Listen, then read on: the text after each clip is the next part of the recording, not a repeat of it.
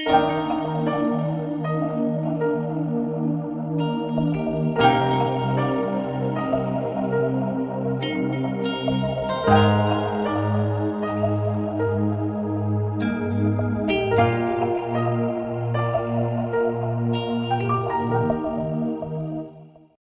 اتجوزتوا اعزموني هاجي لكم والله. اي ذكر هينحنح بالليل ونحنحه دي حطوا تحتها مليون خط، ده بيلعب عليك.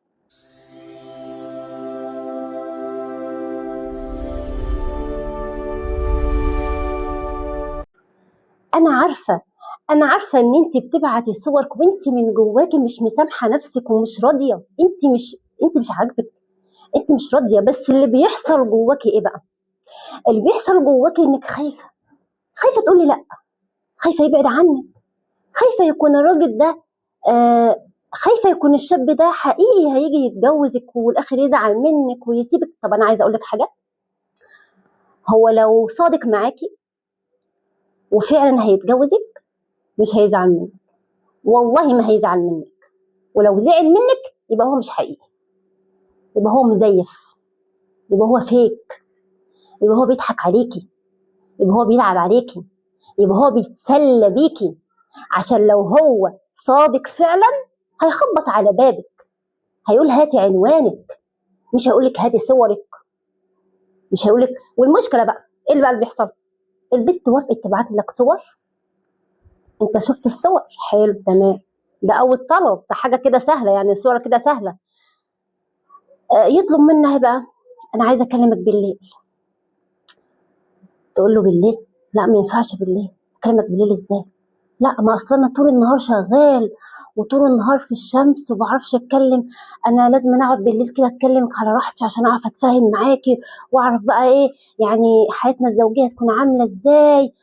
ماشي، اقسم بالله بيحصل يا بنات، بيحصل والله. انا معايا حالات عندها 16 17 سنه، بنات زي الورد، بيتكلموا شباب على انهم شباب، على انهم هيجوا يتجوزوهم، وفي الاخر يطلعوا ايه؟ في الاخر بيطلعوا عواجيز، بيطلعوا رجاله اقول لي بس حرام عليكم، بيطلعوا رجاله، اقسم بالله رجاله كبيره، رجاله كبيره في السن. الراجل بيعكس قد بنته، الراجل بيتكلم بنت وهو والاخر يطلع راجل واكتشفناها. فانا ساعتها اقسم بالله قلت لهم انا المفروض اعمل مسلسل، ومش هسكت الا لما اعمل مسلسل، هعمل مسلسل على الحكايه دي. يعني انا ماليش في التمثيل، بس انا هتعلم التمثيل مخصوص، هتعلمه مخصوص. لا بصوا، يعني حاجات بالله عليكم، الفيس بالذات والله ما تضمنيش مين بيكلمك يا حبيبتي، ما تضمنيش. انا بكلم كل بنوته وكل امراه وكل انثى، بكلم كل اب وكل اخ وكل رجل قدامي. طب انتوا ممكن دلوقتي تقولوا انت بتكلمنا احنا ليه؟ طب احنا رجاله ايوه بكلم كل اب. خد بالك من بنتك. يعني ايه تاخد بالك من بنتك؟ مش هقول لك روح راقبها، مش هقول لك خد تليفونها، لا لا لا لا لا، مش كده خالص. اقعد جنب بنتك، طبطب عليها، قول لها كلمه حلوه. البنات ما بتصدق تسمع كلمه حلوه من بره بتجري. الشاب اول ما يقول لها الله يا جميله، انت جميله وانت حلوه، بتجري عليه. شبعوا بناتكم بالكلام الحلو. بكلم كل شاب، صاحب اختك، صاحب اختك، وكل اب صاحب بنتك انت سايبها على الفيس وعلى، مش بقول لك امنعها، ولكن هي ما بتصدق تسمع كلمه حلوه، هي ما بتسمعش الكلمه حلوه منك. انت ما جيتش قلت لها الله انت جميله، ما جيتش قلت لها فاهمني، انت فاهمني، فما بتصدق تسمع الكلام ده حلو برضه.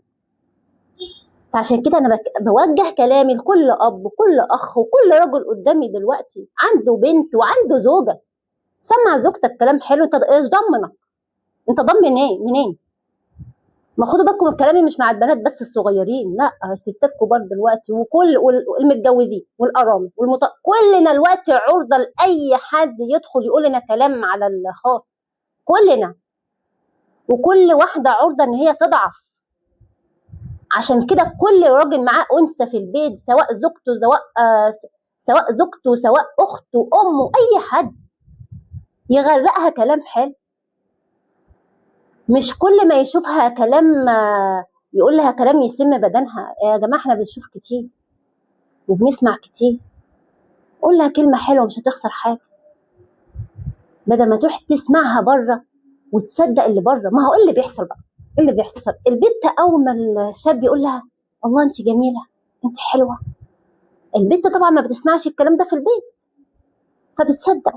او يعني هو مش طبعا مش كل البنات، بس في بنات كده، هي برضك البنت مش عارفه ان هو بيحصل كده، بس هو جواها بيحصل كده.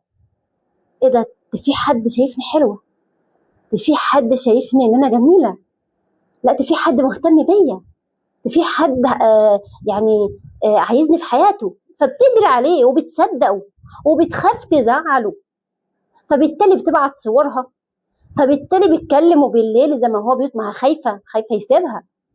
خدي بالك يا حبيبتي، اي واحد هينحنح لك بالليل ده اركنيه، ده بيلعب عليك.